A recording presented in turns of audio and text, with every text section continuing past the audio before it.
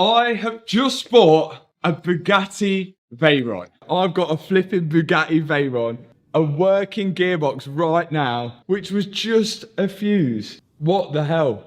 Many car lovers around the world know that Bugatti keeps many of its engineering details closely guarded. But after taking apart his own Bugatti Veyron during an ambitious rebuild, Mat Armstrong stumbled upon something he never expected to find. Hidden deep inside the car was a mysterious GPS tracker that appeared to have been installed by Bugatti itself, leaving fans completely stunned. So, why was the tracker secretly placed inside the Veyron? And what did Mat Armstrong discover after uncovering one of the car's biggest hidden secrets? The hypercar with a hidden secret. Mat Armstrong may have discovered something Bugatti managed to keep hidden for years, a secret tracking device. It has never been surprising that the YouTuber always dreamed of working on a supercar. But the Bugatti Veyron was far beyond anything he expected. Luxury car makers like Bugatti, Ferrari, and Lamborghini have always kept many of their engineering secrets private. They work hard to stop their special designs and repair methods from falling into the hands of ordinary mechanics. But what happens when someone like Mat decides to take the car apart and show everything to millions of people? To understand the story, we have to go back to where it all started. Before Mat became one of YouTube's biggest car creators, his life looked completely different. As a teenager, Mat was an ordinary young man who loved taking risks on his BMX bike. He enjoyed riding on difficult tracks and pushing himself to the limit. After some time, that excitement was no longer enough for him. He wanted to share those thrilling moments with people around the world, so he started a YouTube channel where he posted videos of his BMX tricks. Then, in 2013, everything changed. Mat attempted a difficult 720 tail whip trick, which involved spinning his body through 2 full 360-degree rotations, while the bike frame also completed 1 full 360-degree rotation. During the attempt, he dislocated his shoulder. That painful accident convinced him it was time to choose a different path, and he turned his attention to cars. Although Mat was best known for his BMX riding, many people did not know that he had always loved working on cars. He was highly skilled with tools and repairs, but that part of his life rarely appeared in his videos. He had no idea that one shoulder injury and his girlfriend's crashed Audi TT would eventually lead him to become one of YouTube's biggest automotive creators. After spending years rebuilding sedans, trucks, and luxury cars like the Aston Martin, his channel reached a whole new level when he finally got the chance to work on hypercars. But just how much has Mat shaken up the secretive world of supercars? And when his biggest project ever finally came his way, was he able to overcome the challenge of taking on Bugatti? Let's take a closer look. Mat Armstrong's supercar challenges. Mat Armstrong is not the kind of person who likes to show off, but his fans always want to see what he is working on, and he never disappoints them. Many car lovers admire his ability to bring badly damaged cars back to life. However, some hypercar companies do not share the same excitement. When Mat first started fixing cars on his own, he took on difficult jobs. Sometimes he struggled just to get an engine running.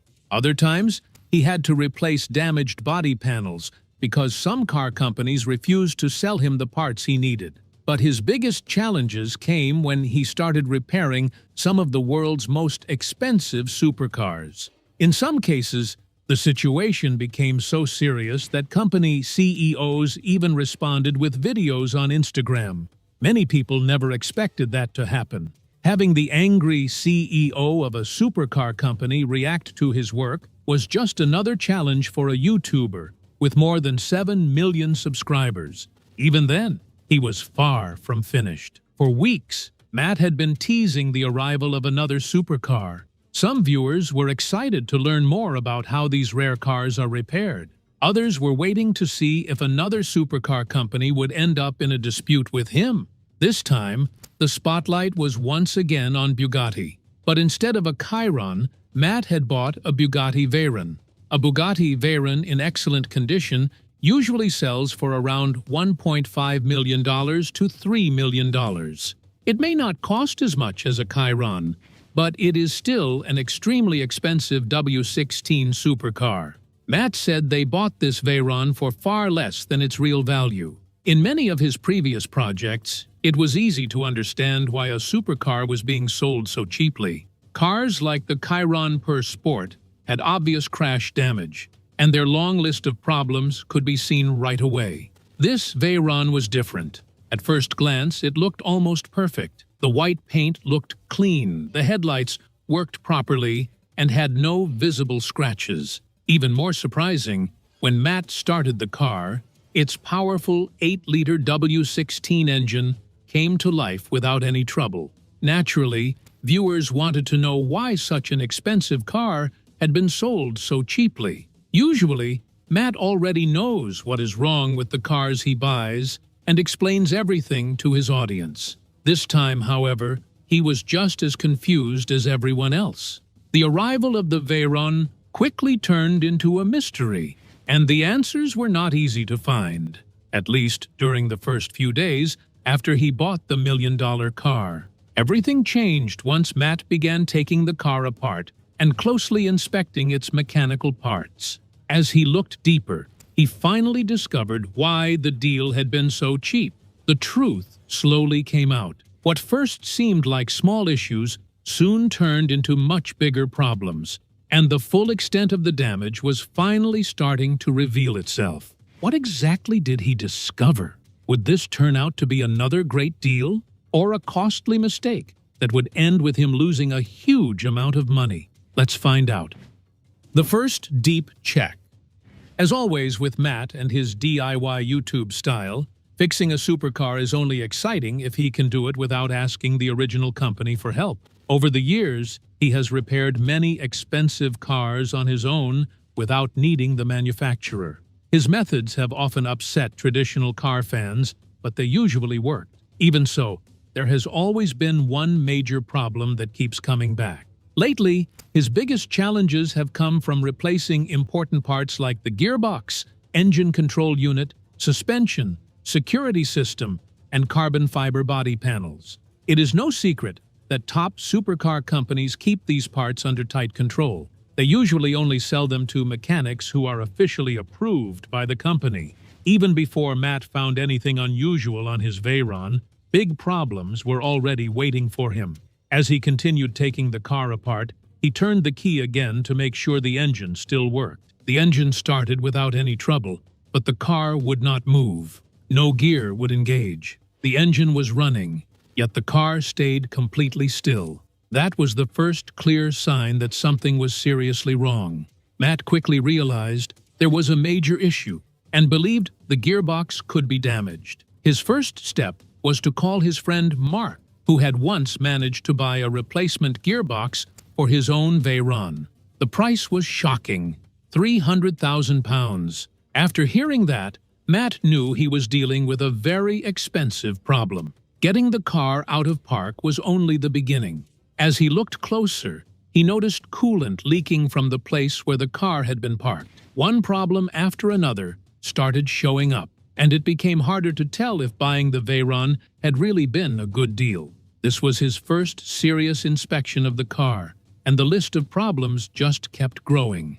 Then again, only 450 Bugatti Veyrons were ever built. A car that rare is always going to come with unique challenges. The Veyron itself was a very special project. It was not created because Bugatti needed a new model. It was built because a group of engineers wanted to prove that such an incredible car could actually be made. That determination led to one of the greatest engineering achievements in the car world. The Veyron's W16 engine was not made by simply joining two V8 engines together. Instead, it was carefully designed using a much more advanced system that combines two narrow-angle V8 engine layouts into one powerful engine. Still, the thought of a $300,000 repair bill was enough to make anyone nervous. A few weeks later, Matt had the Veyron moved to his own garage so he could inspect it more closely and find out just how much money he might end up losing.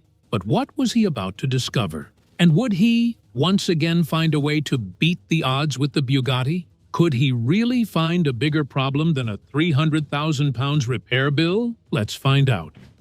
The real problem. Inside Bugatti Veyron. Finding the real problem with the Veyron turned out to be much harder than Matt expected.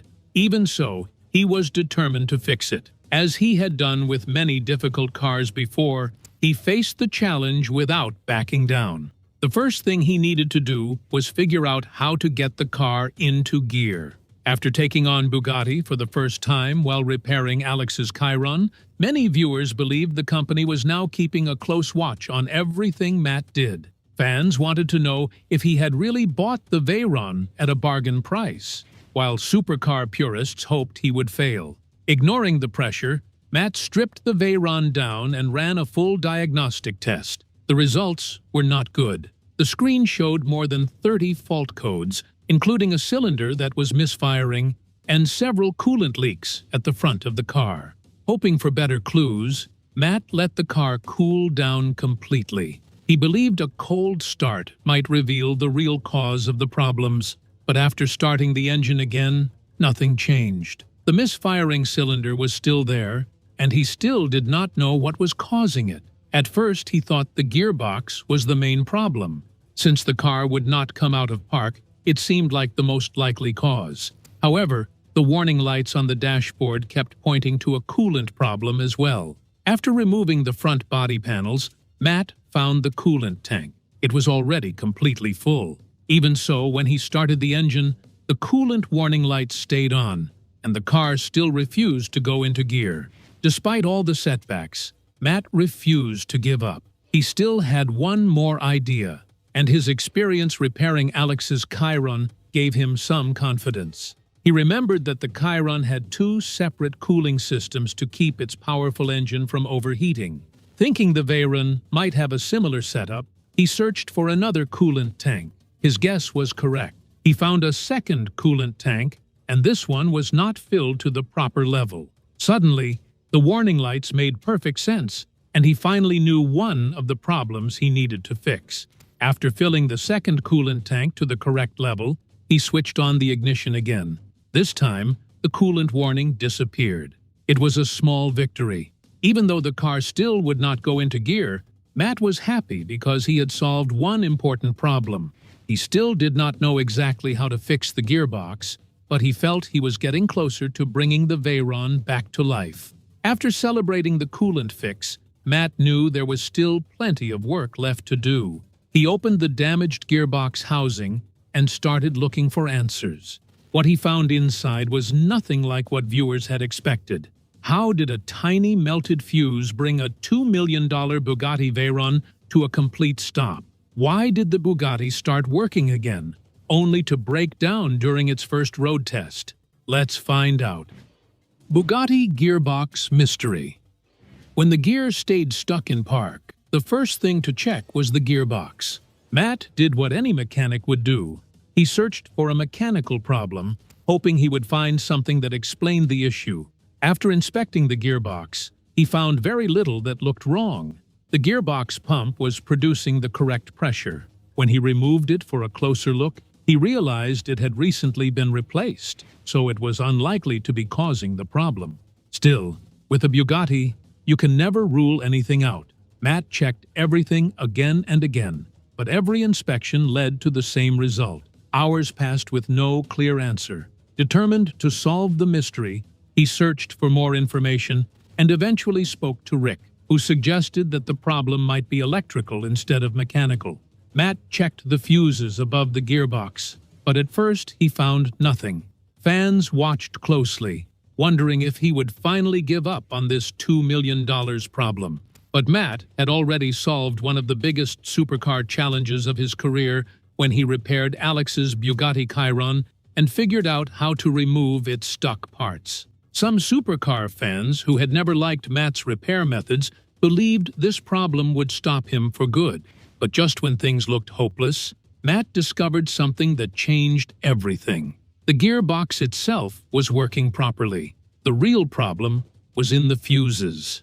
After taking a closer look, he found that one of the fuses above the gearbox had melted, which kept the gear locked in park. Not knowing if it would solve everything, Matt simply replaced the damaged fuse and turned the ignition on again.